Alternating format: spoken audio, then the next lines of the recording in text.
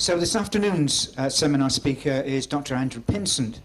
He is Research Director of the Ian Ramsay Centre for Science and Religion in Oxford University. He's a Fellow of Harris Manchester College and a member of the Faculty of Theology and Religion in Oxford. Andrew has a very diverse background, having first studied physics in Oxford, had a BA and then a DPhil in Oxford on, and I'll give you the title of his PhD thesis because I don't understand it either, was a study of leptonic decay channels at the Z0 resonance peak. So having then studied physics and done a number of other things, Andrew has subsequently been ordained and has now a PhD in philosophy as well. And I'll read you the title of that in case you understand that as well. Joint Attention and the Second Person Foundation of Aquinas' Virtue Ethics. I think that maybe those words are a little bit easier to understand than the first one. He is an ordained priest and serves in the Diocese of Arundel and Brighton as well. Andrew is going to speak to us this afternoon on the title of Science and Special Divine Action. Thank you. Thank you very much.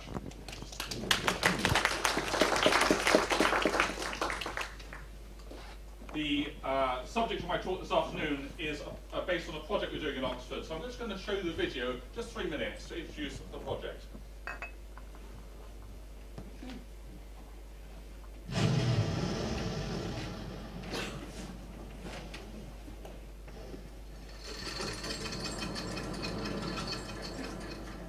Is every thought, is every action in the cosmos only an effect of some other thought or some other action in the cosmos? Or is there something more?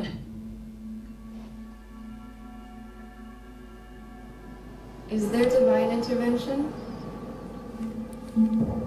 Is there divine inspiration? One fact is certain. Belief in these special divine actions has had an immense impact on human society and civilization. Such beliefs shape, often decisively, the way we think about the world,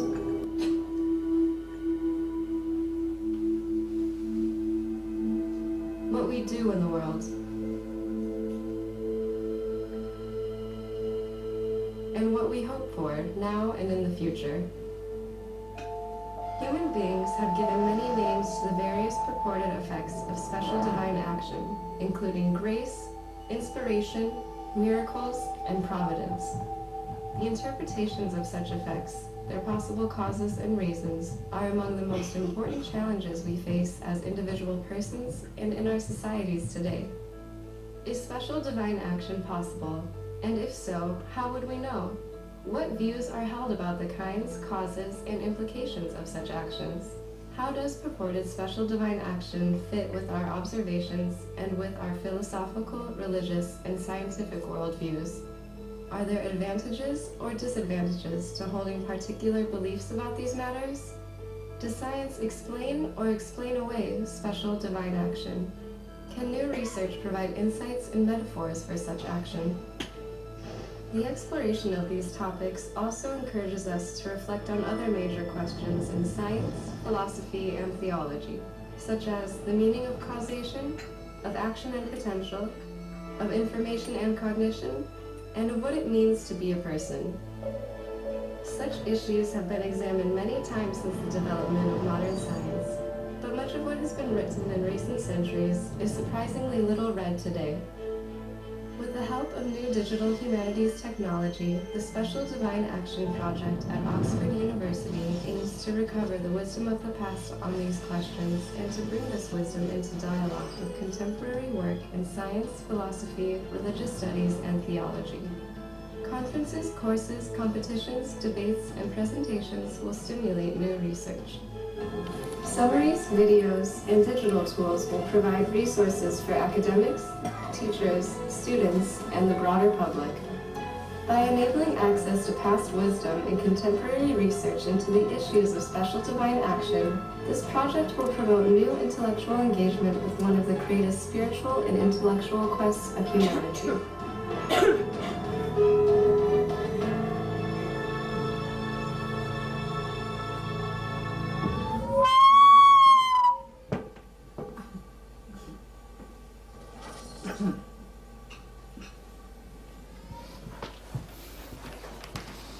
Thank you. That more or less sums up my talk, but the rest will be just a bit of infilling. So let me just quickly swap over. Okay. So science and special divine action. I just thought, as I'm here at Cambridge, I thought I'd send you greetings from Oxford. We've just been celebrating 30 years of the Ian Ramsay Centre, and Alice McGrath gave a talk to more than 500 people just a few days ago.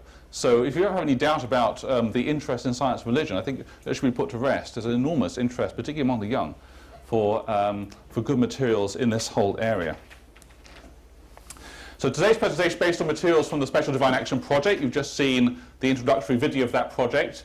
It's a 3-year project run by the Ian Ramsay Centre. We're collaborating with the Philosophy Faculty of Western Michigan University and with the assistance of the Texas Center for Applied Technology, who are handling the digital humanities side with the Bodleian Library. I should add a note of gratitude to the John Templeton Foundation for the grant that supports this project, and to the Faraday Institute for the opportunity to offer this presentation. Also, the new president of the Templeton World Charities Foundation is with us here today. I want to make his acquaintance later on.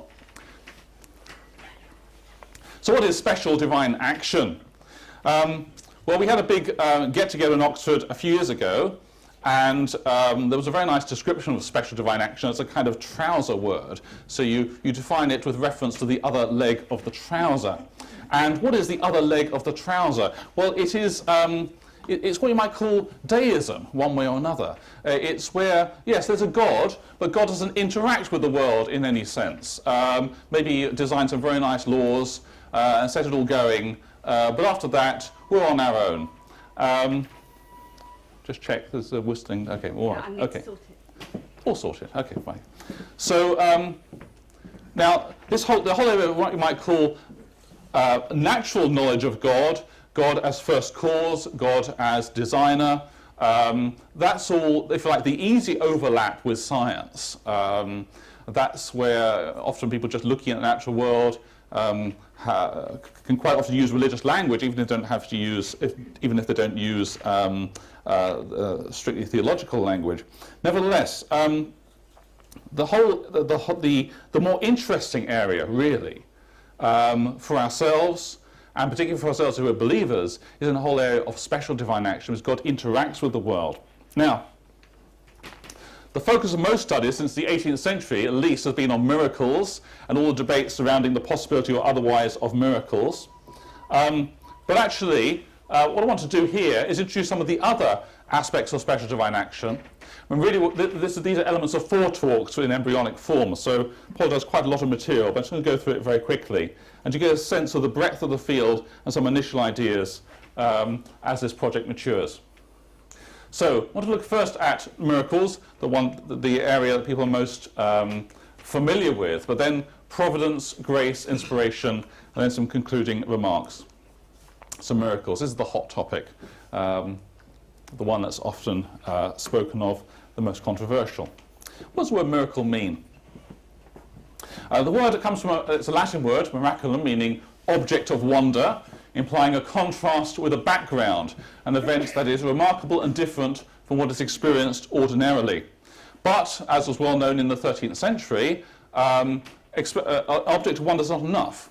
I mean, an astronomer, as Aquinas observed, is not astonished when he sees an eclipse of the sun, since the astronomer knows the cause. So what else is needed to specify a miracle? Well, the medieval definition was a miracle exceeds the productive power of nature. And a proper miracle has a cause that's unknowable even in principle, because he says the divine essence is unknowable. And that already introduces some of the challenges of studying miracles, because in fact natural causes have to be excluded from giving rise to an event. Now, by this approach, grades of purported miracles are specified by the mode of excess.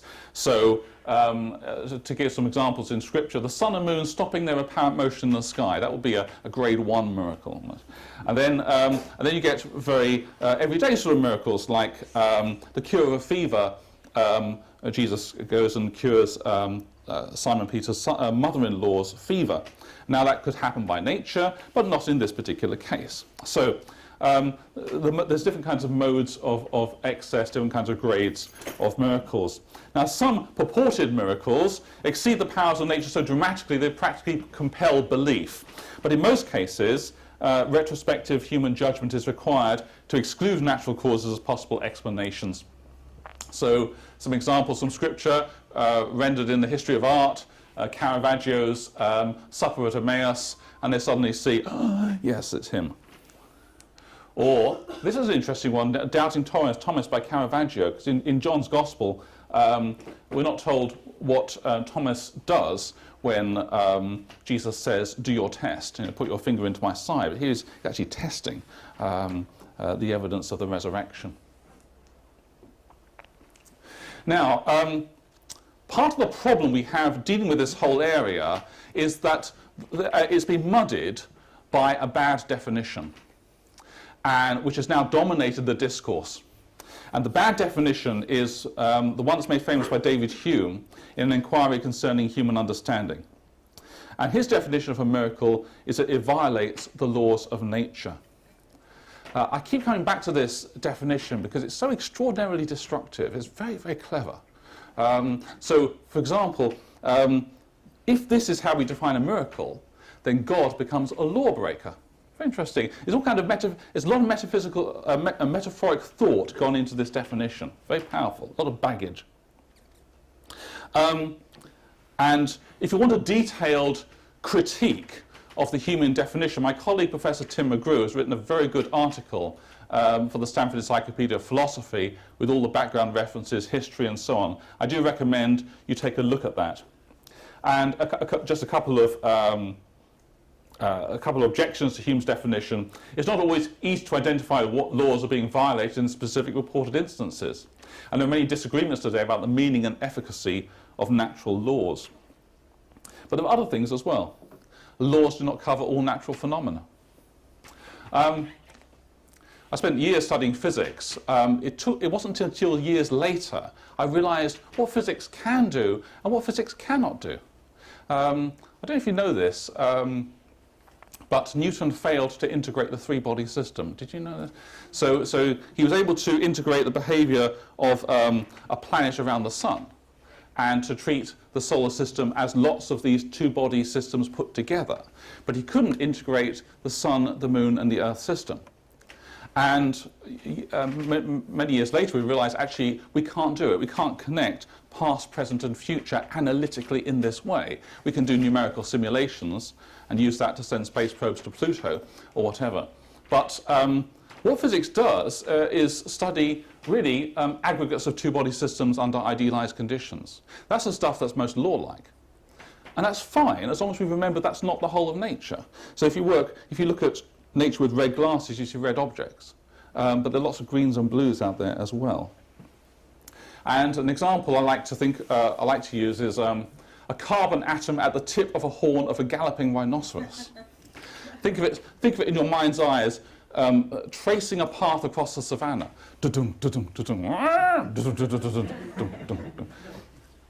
It's not following a law-like behavior, any more than my atoms happen to be standing here all together all at once in Cambridge. There's more to life than just these things. So if our criterion for a good definition of miracles is law-breaking, it's not even going to work for natural phenomena, let alone supernatural phenomena.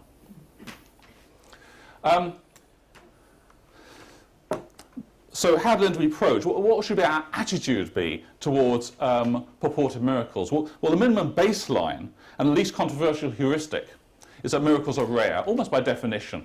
And that implies the need for caution in ascribing direct supernatural agency to particular instances of inexplicable events. Miracles are not ruled out by science. I mean, I've looked through a lot of literature and heard a lot of arguments upon this. Where's the proof? How do you actually offer a way of excluding all supernatural action? Nevertheless, given the cognitive and even moral risks associated with the recognition of miracles, a challenge that's often made is that we should adopt as a heuristic the no miracles presumption. And so that's what I want to have a quick look at. Why shouldn't the principles of no miracles be chosen as an article of the heuristic creed of all scientific judgment? And by the way, I just want to add a point from the history of theology. Miracles are often regarded a little bit ambivalently. So there's a famous letter by Pope Gregory I to Augustine when he was sent on his dangerous mission to convert the Anglo-Saxons to Christianity. And they have a lot of spectacular success, first of all. And then there's a letter that the Pope wrote to Augustine. He said, don't be too proud of your ability to work miracles. It's dangerous. It'll be bad for your pride, right? So there's a sense in which, okay, the hey wow stuff, that's perhaps in the history of faith gets things going, but it's not the long-term stuff, and there are moral dangers associated with it. Okay. So first, anticipating a common objection, history actually offers little credence to the view that consideration of miracles as a possibility promotes dispositions that are irrational or hostile to what is today called science. And one of the figures that we adopt as a mascot for the Ian Ramsey Centre is Roger Bacon, famous Franciscan, 13th century, worked in Oxford on experimental method. And what's interesting is that this is a period of great development in European thought. And we've got people thinking a lot about how to define miracles. And we've also got people working how to develop experiments for isolating causes. Because if you're going to address supernatural action in the world, one's got to be able to, first of all, identify causes. So there's a great... So in fact, in some ways, these things developed symbiotically. Second, miracles are one aspect of a broader understanding of the world as being under the creative and providential direction of a God of reason and love. I'll come back to this a little bit more when I talk about providence. But it's part of a package. So miracles are part of a package which, on the whole, has been fruitful. And another way, and that's the most important thing, is the ways in which typically arguments are framed against miracles could also be used to exclude from consideration the possibility of human freedom. And you see, if God has to be a lawbreaker to interfere with the natural world, then what about our free personal action? And that's the, in some ways, the danger is if we exclude the possibility of miracles, it's like cutting off your nose to spite your face. In some ways, we have a backlash on how we regard human agency and human freedom. Well, I think we should be slow to accept such self-limiting conclusions as long as we have reasonable alternatives.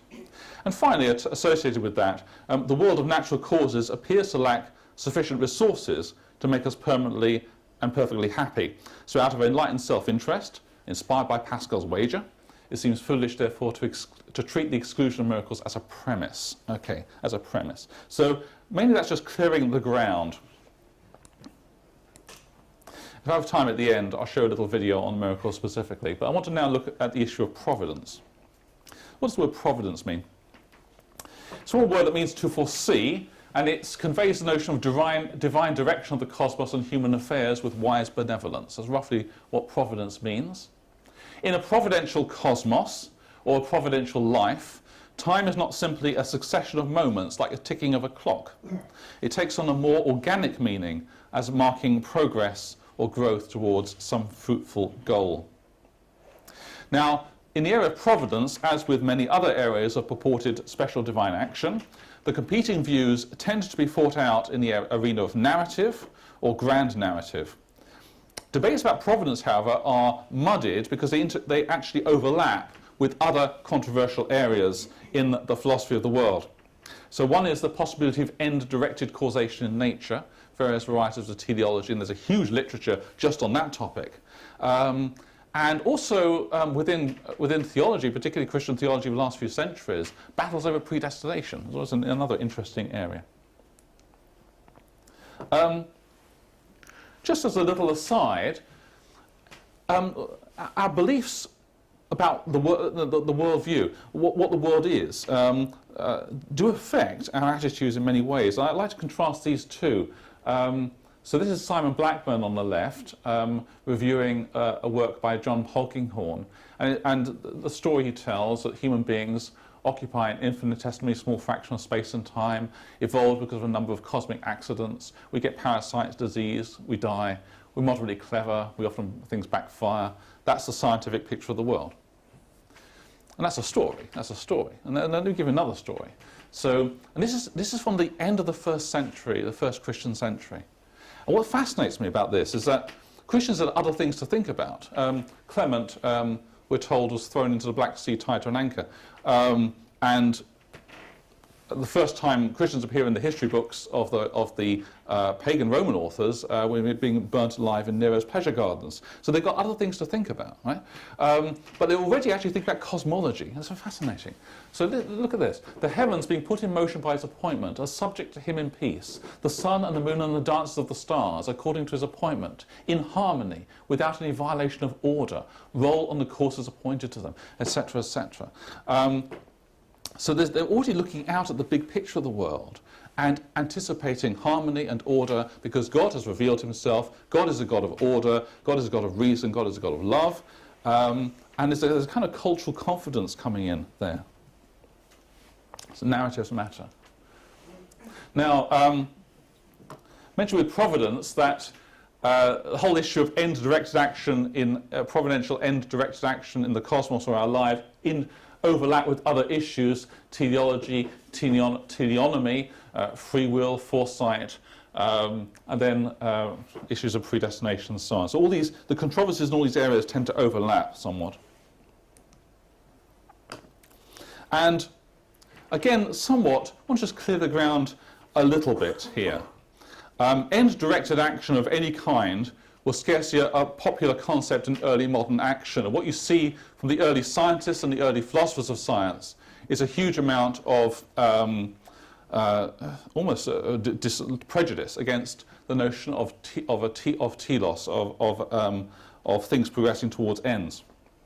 And in fact, to give you an example of a modern book, I just selected with the title, it's such an amazing title, Teleology, the explanation that bedevils biology. Right? So there's still a very strong dislike of the whole notion of end-directed action. But also, as is fairly well known, though not perhaps as well known as it should be, end-directed action has been cautiously rehabilitated over the past century. We got it in a very depressing way in entropy, but also all kinds of other ways in which you get systems with feedback, electromagnetic, mechanical systems with feedback. Also a few oddities hiding in the basements of matter, the neutral kaon system in particle physics and things like that. But actually there's a really simple system which gives end-directed action, and that's when you get more than a two-body system. And one of the most interesting things, and the implications are very poorly appreciated or understood, is that as soon as you get interesting systems in nature, you go above the two-body case. You get the phenomenon of what's called strange attractors in mechanics, and strange attractors are essentially neo-Aristotelian final causes. Systems which, without dissipating energy, tend towards final forms. And I've written a paper on this and all kinds of other, there's a lot of background work on this, but it's not very well known. There was a popular book some years ago called The Arrow of Time, looking at the connection between end-directed action and the complex systems. But again, it's not as well known as it should be. In fact, I think that there's a return of Aristotelian causation in mechanics, and so-called chaotic systems act as Aristotelian engines. They break down initial information, they transform it into final forms. And what's fascinating about this is it reverses the trend of the last few centuries. So the trend of the last few centuries has been away from an organic way of looking at the world towards a mechanical way of looking at the world. And it was assumed that living things are just big machines with just lots of extra cogs or whatever, or maybe electrical, we can use electrical metaphors as well, computer metaphors. But actually, we've noticed that the pendulum is going the other way now. We're actually seeing that even quite simple mechanical systems exhibit some of the kinds of causes we would normally associate with organic systems, sort of end-directed action.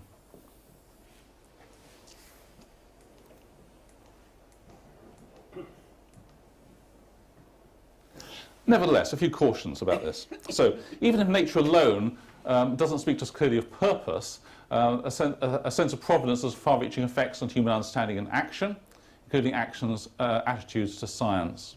So providence implies a direction to time and history. That's enormously important and not a given. Plenty of cultures have not had a sense of direction of history unfolding over time. The discernment of providence in cultural and personal histories can also encourage hope.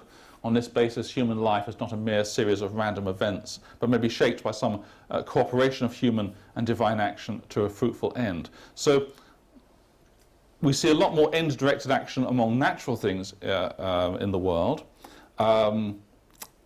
Nature itself is somewhat ambiguous about divine providence. I think that was what something came over in Darwin's work.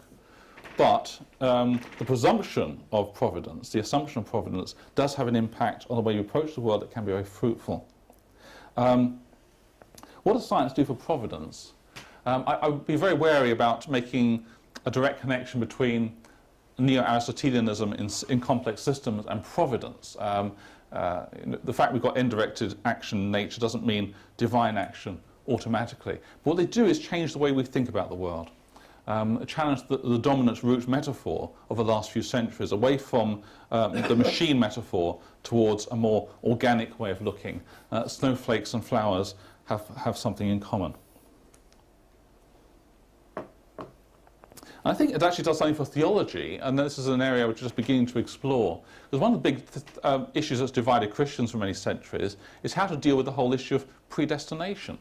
And part of the problem, I think, is we think of predestination in terms of prediction, which is a part of a mechanistic way of thinking about the world. But if predestination refers more to an organising principle of the life of grace towards fruition, then predestination is not the same as prediction. So for example, a living plant has end-directed action, but it doesn't mean the plant will actually mature without being cut down. So reintroducing an organic way of looking at the world helps us to bring new tools to bear on ancient theological problems like predestination. Or to put it in simpler terms, we cultivate saints, we don't manufacture saints. Okay, I think then this is the key issue, the issue of grace. I think all the others really revolve around this issue. And grace, I spent about 50 years thinking about this issue of grace. It's hugely controversial. I think it's actually the biggest issue in theology today. And without recognizing it, it has a huge impact on the lives of Christians in every way where we think about faith and so on. Now, the word grace has an everyday and even non-religious sense, albeit ones that carry overtones of gift, like a gentle divine gift. And occasionally you find it in classical philosophy. There's an example in Aristotle's Eudemian Ethics, for example. But in the New Testament, it's one of these words that appears over 100 times. It's an extraordinarily important concept. And there's an example, John 1:17. The law was given through Moses, grace and truth came through Jesus Christ. Now, sometimes we might read and might interpret that word in an everyday sense, but in many places it refers to the effect of some kind of special divine action, a gift related to divine action. The grace of our Lord Jesus Christ and the love of God and the fellowship of the Holy Spirit be with you all. So, if we want to understand what Christian theology means, better start understanding what this word grace means. Now, part of the problem is it's not some scholastic term that's superfluous and artificial.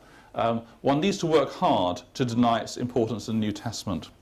I want to just briefly now review some research I've done over the past decade to elucidate an understanding of grace, also to making use of recent developments in psychology. Now, the term has suffered from various false friends. It's sometimes overused. Talk about the grace of final perseverance, for example. But the central idea is that it refers to a transfigured or new life, being born again. What fascinates me is that Christians from very different traditions sooner or later converge on this idea, often using very different language.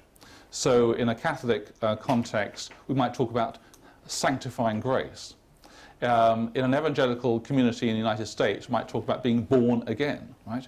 But what's interesting is there's a kind of convergence of thinking going on of the underlying principle.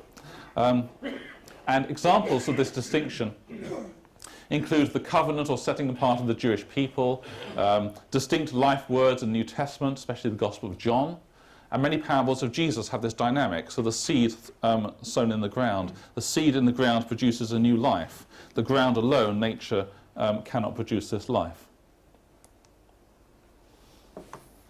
And in the history of theology since the Middle Ages, there's quite an elaborate system developed around the notion of what we have by nature, the natural life, and then a transfigured life, transfigured by grace, called the supernatural life. But working out the relationship of those two has proved extremely difficult. And there's been big battles over this in the 20th century. In the Catholic Church, in the First Vatican Council, this was actually defined as a sort of formal, made a formal distinction. And what was interesting was that the prediction was made that if we lost the supernatural life of grace, we would lose our natural order of society and the world as well. So I'll come back to that point later.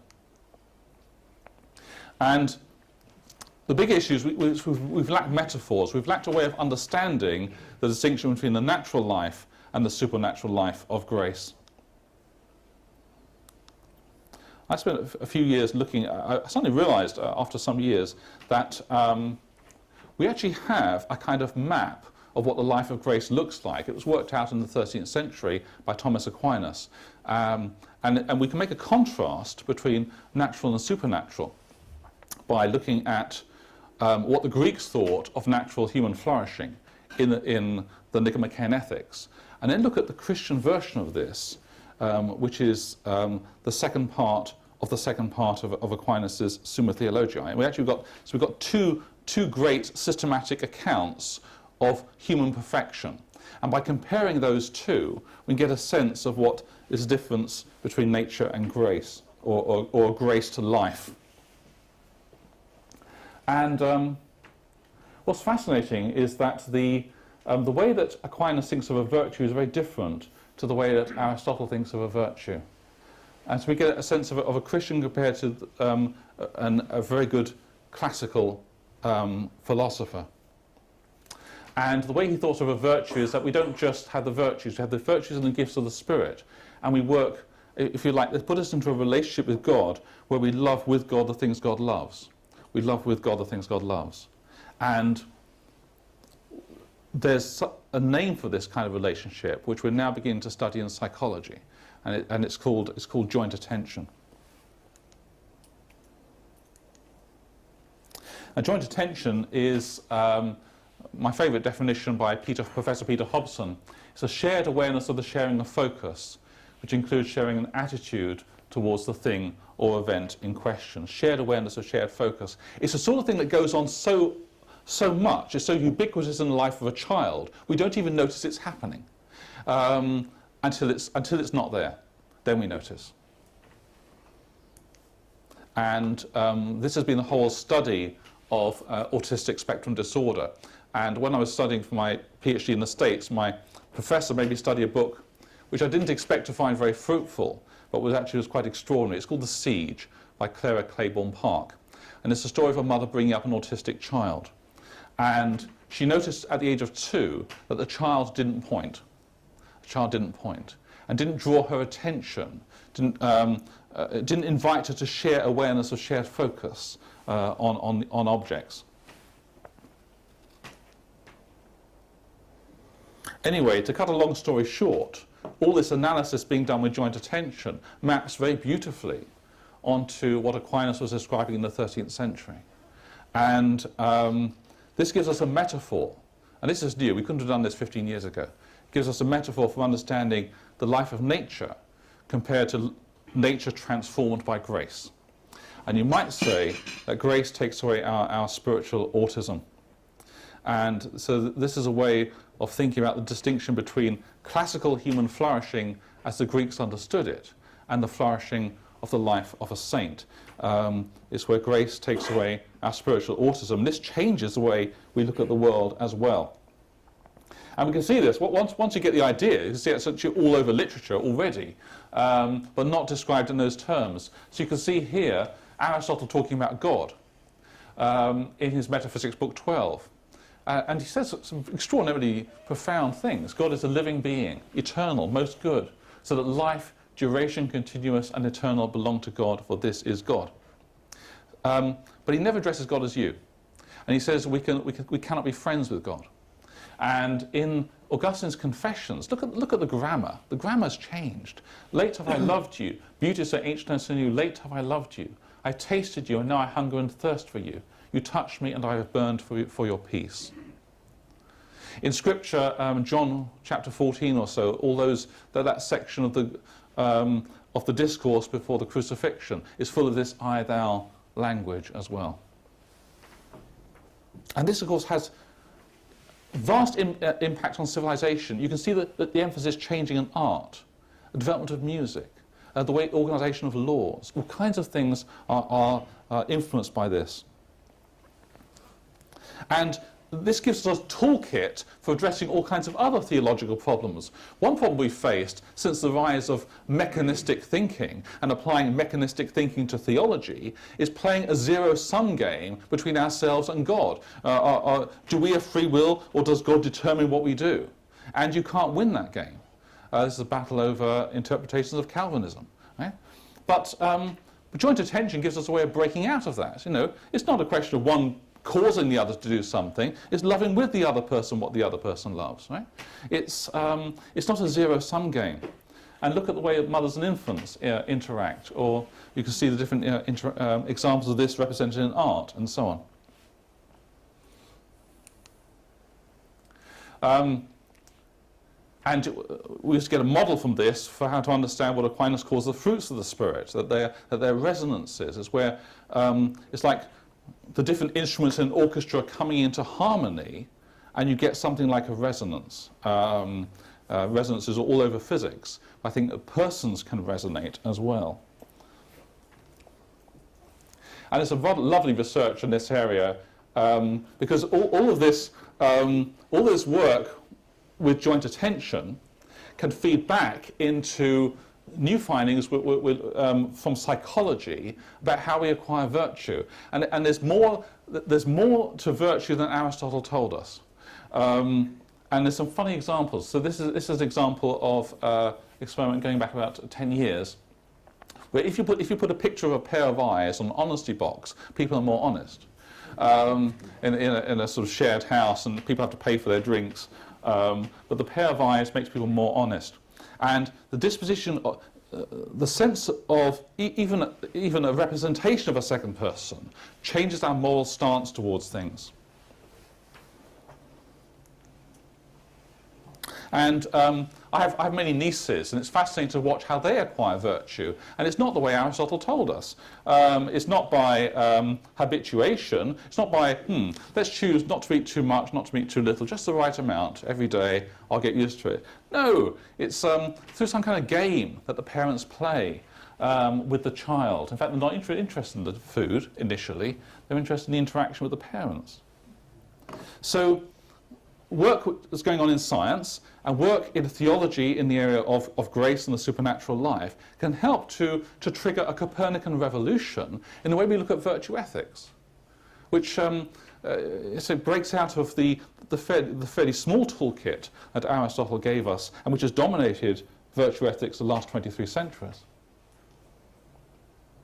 And of course, also, it feeds into all kinds of other things. So I worked in Italy for a while, and Venice has a carnival, and if people want to behave badly for a few days, they put masks on, right? Because they departicularize, and then they feel they can be they can lose their inhibitions.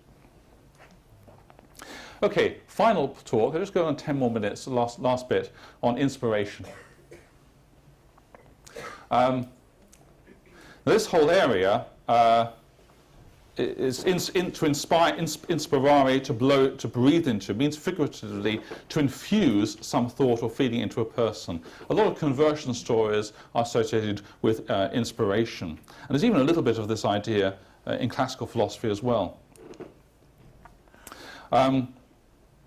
Now, some inspiration is associated with the hearing of voice, but what I'm most interested in here is inspiration associated with light or illumination. And there's a beautiful example of this in C.S. Lewis, That Hideous Strength. And he writes about one of the main characters in the story having this conversion experience. I'll just read it out. What awaited her there was serious to the degree of sorrow and beyond. There was no form nor sound. The mould under the bushes, the moss on the path, the little brick border were not visibly changed, but they were changed. A boundary has been crossed. She had come into a world or into a person, or into the presence of a person. Something expectant, patient, inexorable met her with no veil or protection between. So it's suddenly seeing the world. Nothing changes in one's visual frame, but it looks different. It's somehow seen from a different perspective. So how does this work? What's interesting here is that there's a phenomenon associated with conversion, like inspiration, but also there's a lot of this in the stories of scientific discoveries, where people have insights. They suddenly see things from a new perspective. The light, you know, in cartoons you see the light going on, bing, that's just how it works. Right? And here, one of the challenges here is that we can't analyze these things directly. We can't break them into pieces. So if you look at the Stanford Encyclopedia of Philosophy, look up the article on understanding, or look up the article on insight, or don't, because they don't exist. Right? The analytic mind finds it hard to get a grip on these things, and yet they're so important. And so you've got these things, again, overlapping. We've got the idea of understanding, you've got the idea of illuminative inspiration, and maybe in psychology, the idea of what is some people associated with the right hemisphere or Gestalter perception, the sense of the whole. I think there's some fascinating material from neuroscience here, and you know, when parts of the brain aren't working, somehow we get the bits, but we can't get the whole. I'll just move ahead a little bit here. But insight is a sudden all-at-once quality. It's not the conclusion of an argument. So standard philosophical analysis can't get a purchase, which is why philosophers tend not to write about it. But here's an example of it working. So you see in this Escher picture, you see, if you focus on bits, it makes sense, but you can't grasp it all at once. You have to keep changing perspective, which brings into our awareness what we take for granted normally, that the sort of shift in perspective, the shift in the way we understand something. We can't do this all in a single shift, all in a single perspective. Understanding is also important for things like object recognition. Human beings are much better at this than machines. That's why we have things like the Galaxy Zoo project. Or we can see a straight line there in a scatter of points. And from the point of view of divine action, what I was most interested in with regard to this topic was the area of social interaction, how interactions with other persons generate insights. And I looked here for inspiration to Jane Austen. It's a beautiful example of Edmund teaching Fanny in Mansfield Park. And it's one of the most beautiful descriptions of the work of a teacher I've ever seen. But the work of a teacher is, if you like, accelerating insights. It's one of the reasons why we can't replace teachers with machines. And the challenge that blocks insights, actually, I can't go into this in any detail, unfortunately, but it's actually kind of epistemic pride. You know, we know how the way world works. We refuse to let go of that. We refuse to see the world from a different perspective.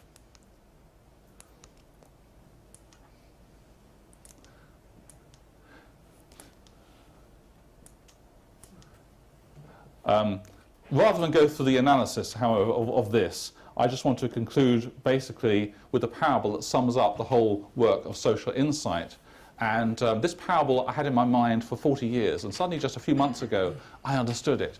And it gave me a new respect for the genius of Hans Christian Andersen. Are you familiar with the Snow Queen? The Snow Queen? Oh, okay, great. So it's a little boy called Kai, and he's got evil splinters in his eye and in his heart.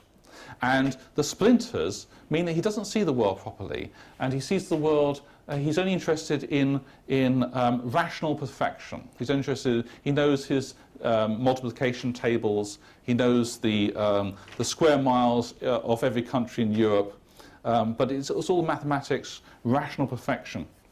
He starts to like snowflakes more than real flowers. Now, in this evil mood, he soon meets the Snow Queen, to whom he boasts about all his knowledge. And as he's making this boast, the Snow Queen carries him away to her palace, at the centre of which is a frozen lake the Snow Queen describes as the mirror of reason. Anyway, there's and Kai is trapped on this lake of ice, trying to assemble these blocks of ice into a word, eternity. And until he does that, he can't escape from the Snow Queen's palace. But he's not even aware he's trapped, because his heart is cold, his senses are cold, he's frozen. And he can't get out, he can't solve the puzzle for himself. And of course in the story, it's his playmate, Gerda, who eventually finds him, goes into the palace and embraces him, but he's still cold, and eventually her tears melt. The tears fall onto the splinter of ice, the splinter in his eye and in his heart, and suddenly he can see things. He's able to recognize her, he's able to solve the puzzle, and he's able to walk out of the palace. That's basically the Snow Queen. Now, what's remarkable about this is how social insight works. And this may be also how divine inspiration works. We can be trapped as if in the Snow Queen's palace, busy with our little blocks, getting the representations right, but not open to new insights. And so from this model, we can derive some conclusions. The first conclusion doesn't have to be a theological conclusion, but just how are we going to get more insights in the academy? What's going to stop all our universities turning into great machines for generating papers and beginning to lose, you know what it's like, it's getting worse, isn't it? How are we actually going to get new insights? And nice little few words from a book called Social Physics, about where someone at MIT says, well, you know, talks about the need to get out more, mix with colleagues in different fields, listen respectfully to those with different perspectives and expertise. And there's a great need to rediscover the virtue of intellectual play, especially in dialogue with others, to break the ice of frozen representations that forms quickly over our cognition of the world. But of course, if there's a God, let's take Pascal's wager, if there's a God who desires to communicate understanding, then such insights are going to arise principally in the context of practices that foster an I-you relationship with God. So, if we want to be even better in whatever field we're involved with, we should perhaps try it out. Divinely revealed narratives of special divine action, liturgies, sacred art, and perhaps via harmonization on a subliminal level, sacred music. Above all, one needs to pray. Okay, concluding remarks. Scientific perspectives on special divine action. In just a word or two for each of these topics. With miracles, I think a good understanding of science, of philosophy of science, can help give clarification, clear the ground. With providence, we're getting a whole lot of new organic metaphors which weren't available a few decades ago for thinking about God's interaction with the world. With grace, second-person relatedness and the I-thou relationship. And with inspiration, I think the whole research into social insight is very helpful. And as a final little coda, what does the theology do for science, right? So, and here's a sequence of pictures starting with one of my favourite paintings. This is the Van Eyck Mystic Lamb. So let's take a snapshot of what had the European mind thought of as human perfection in 1432. And there you see the perfection of grace and nature perfected. You see, nature perfected.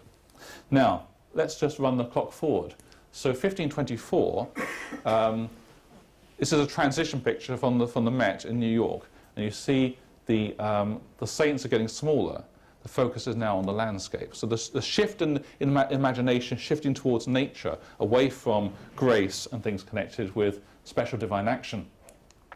By 1569, you see Peter Bruegel's The Harvesters. You see the focus on nature, the church is now in the background. By 1821, Constable's The Hay Wain, beautiful high point of English landscape painting. But look what's missing. There's nothing to do with grace, inspiration, miracles, or providence.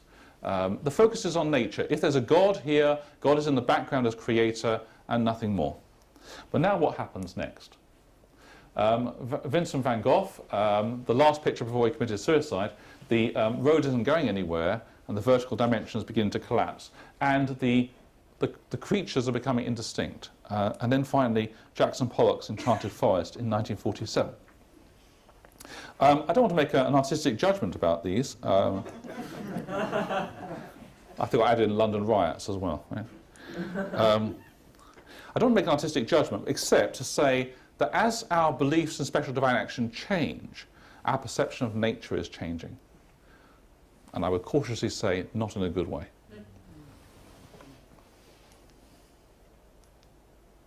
But modernity doesn't have to be like that. And just a few months ago, I had the great privilege of seeing the Sagrada Familia under construction in Barcelona. And out of one of the most secular cities in Europe, one of the most extraordinary ecclesiastical buildings of the world is emerging. It'd be 170 meters high, embodying new kinds of architectural ideas, transfiguring the Gothic style with Art Deco and all kinds of other weird and wonderful things. And this is just part of the ceiling of this extraordinary building, still going up. And so with the focus on special divine action, there's also a sense in which there's harmony and beauty emerging in these buildings that we're putting up. The ultimate fruits of special divine action. I had a quote from First Letter of John, one of my favourite reflective quotes. Beloved, we are God's children now. It does not yet appear what we shall be, but we know that when he appears we shall be like him, for we shall see him as he is. Thank you very much.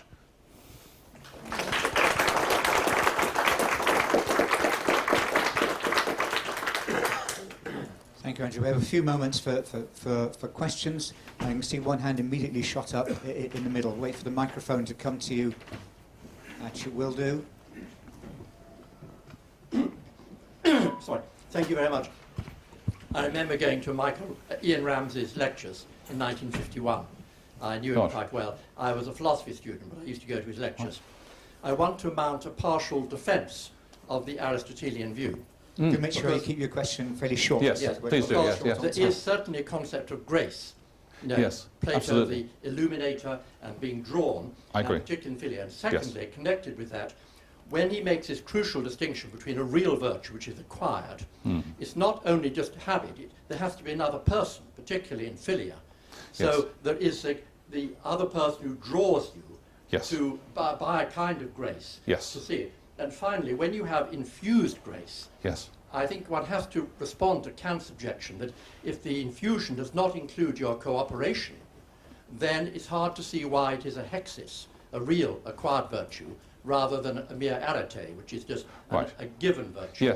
So I think, although I'm not disagreeing with anything you said, I think there's more to be said for Aristotelian position, and it's not as contrasted as you suggested. Absolutely, and actually I agree. I was contrasting, if you like, a Platonic ideal, or maybe even a caricature of Aristotelianism, and I agree with you.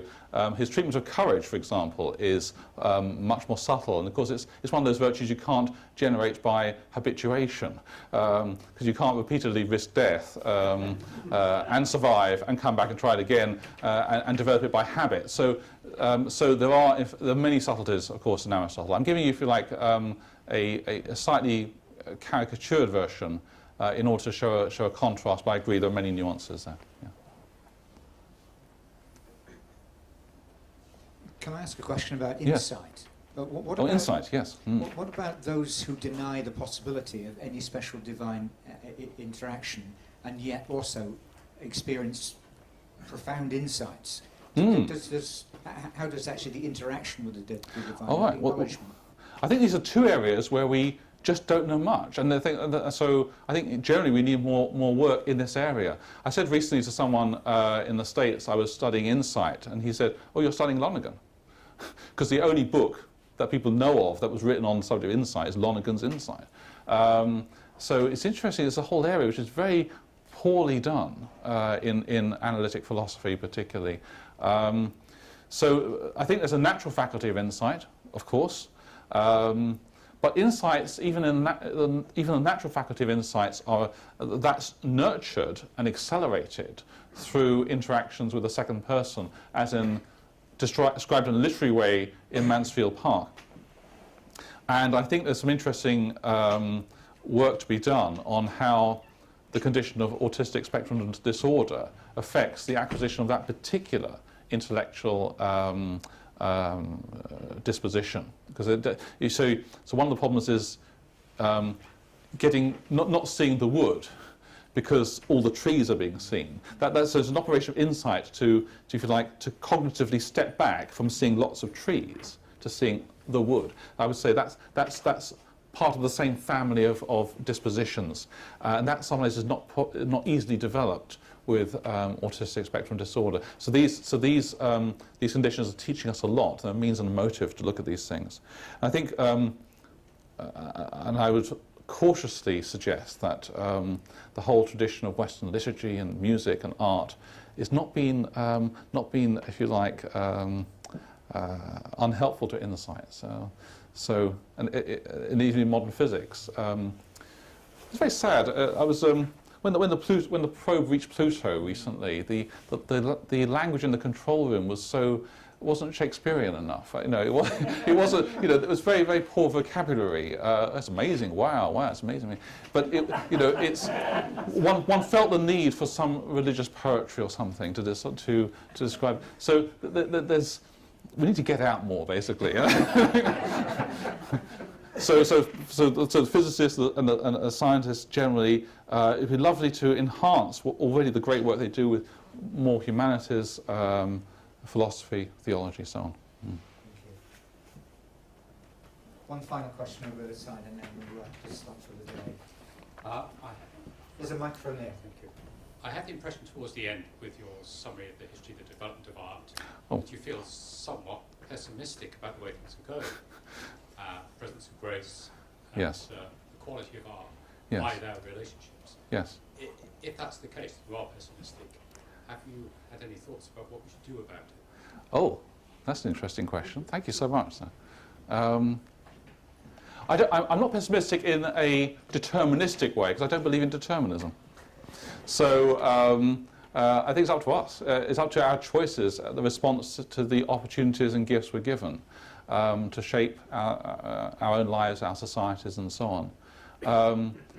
If you want me to make a prediction for how things are going, it's not good at the moment. You may be familiar with the book Peter Hitchens, The Rage Against God. And one of the things that drove him back to his Christian roots was going to the Soviet Union. So after 70 years, he saw what the ideology had done to the country. And it wasn't just the big things, like the mass murders, but also the little things, the lack of courtesies, the lack of opening a door for someone in a Moscow snowstorm. It was the little interactions between I and thou in daily life. And the contrast really chilled him. And he began to wonder, what makes a society civilized? And he began to, if you like, almost push back obliquely towards his Christian roots and be concerned about nurturing those roots and protecting them. So you might say vocation as a priest, my main goal is heaven. I want to get people to heaven, and myself maybe. But that's a nice bonus. I think a focus on the supernatural will help save civilization as well. And I fear that one will go, if one goes, the other will go as well. Thank you. We'll finish there for the afternoon. Andrew, thank you for taking us through, and to use your own words, so graciously taking us through and inspiring us and giving us insight this afternoon into some complex issues. Thank you very much. Thank you.